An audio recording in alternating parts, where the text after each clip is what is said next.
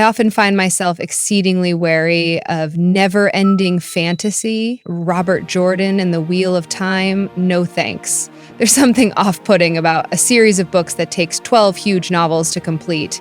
Final Fantasy? Talk about false advertising. There's nothing final about it. Yet somehow, The Legend of Zelda has managed to occasionally grab my attention from time to time. Despite it being 14 titles long. Am I a hypocrite? Oh, definitely. It's my right as a crotchety old guy. Get off my lawn. What was I talking about? Oh yes, The Legend of Zelda, The Phantom Hourglass, the latest Zelda for the Nintendo DS, and the scourge of my gaming habits for the past 3 weeks.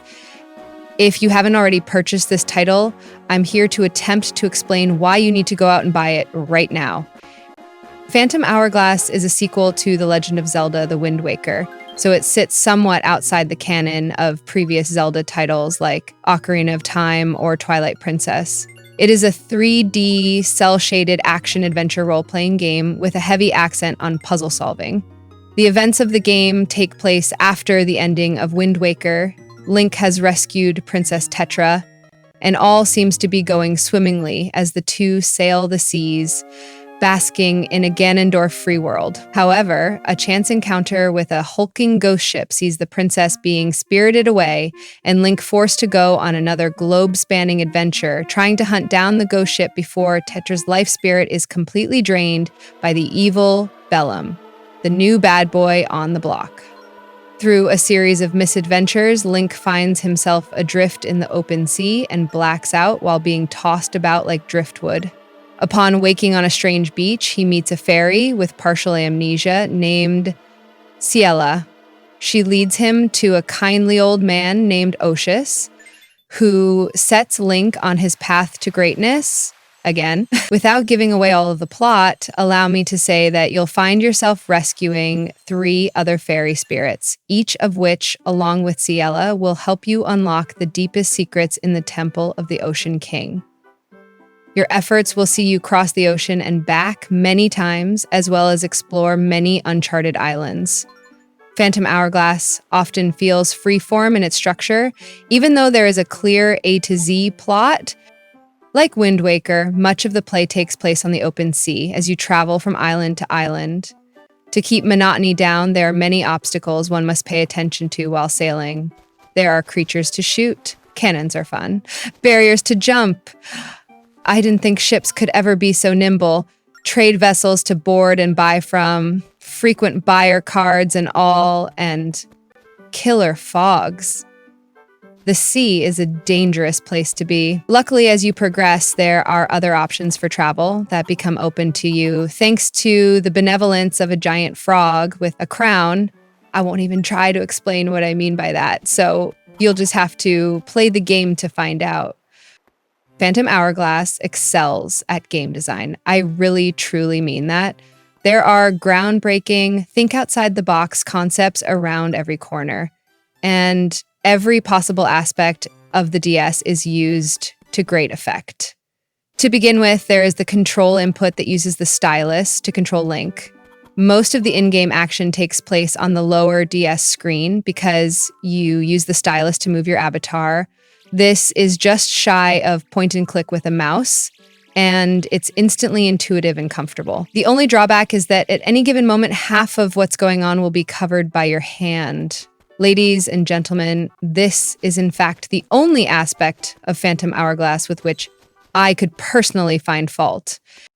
There are other clever uses of the touch-sensitive screen as well, including the ability to make notes on your world map so that you can keep track of places to revisit when you've obtained the right equipment, such as the deep sea salvage arm mark on your ocean map where treasure may lie.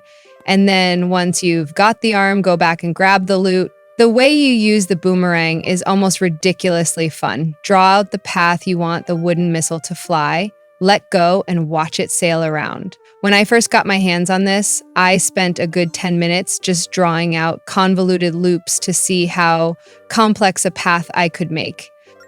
However, before you go thinking that Phantom Hourglass is just an interesting usage of pressure-sensitive input, allow me to illustrate other points in order to educate you.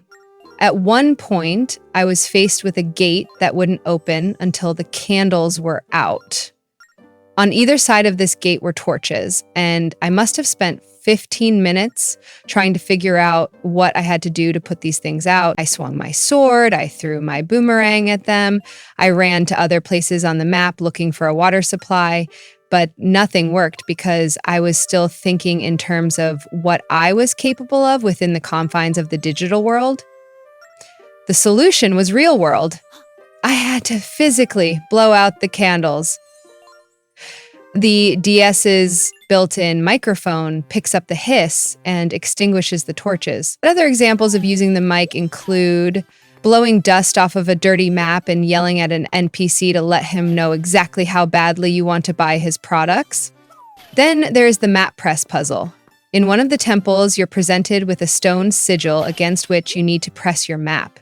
After flipping back and forth through my world and ocean maps, I finally had a thought. What if I just closed the DS? Sure enough, that is exactly what the situation called for.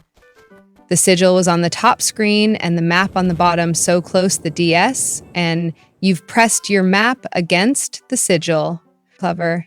As I said, there is an almost constant supply of brain teasers that defy standard design conventions. Graphically, Phantom Hourglass pulls no punches. It utilizes the same cel-shaded design approach that Wind Waker used, and this quite elegantly shows off what the DS capabilities. Colors are bold and bright, shapes are basic, and the entire world feels like an interactive cartoon. I'm sure there are some purists out there who still churlishly cling to the idea that DS is Zelda more than Zelda, but to these few, I say fey, as I dismissively wave my foppish hand. This game looks better than any other DS title ever played, cartoon mood or not. Like all previous Zelda titles, Phantom Hourglass is predicated heavily on puzzle solving. At its core, it's an action game, but the real meat of play is figuring out how to get to the next group of creatures to slay. Personally, I have a low threshold of tolerance for puzzles. I enjoy them, but I get frustrated easily.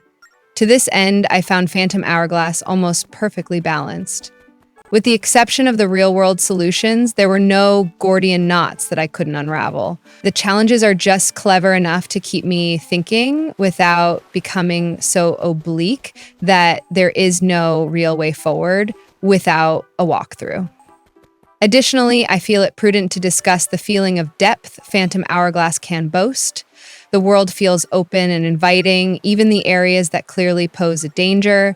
There is absolutely no feeling of railroaded, go and do this, and nothing else except this. Design, you can do whatever you want, whenever you want to. The mail system that feeds you messages from characters you've encountered provides a sense of life to the world, as opposed to the isolation that can often plague open-ended RPGs. The swappable ship parts you can collect provides you with that all-important, look how cool I look factor. And I really do love crafting my boat to look like a meaty demon. After all is said and done, I love Phantom Hourglass. It's not just the best DS game I've ever played, but it's also one of the best games I've ever played, period.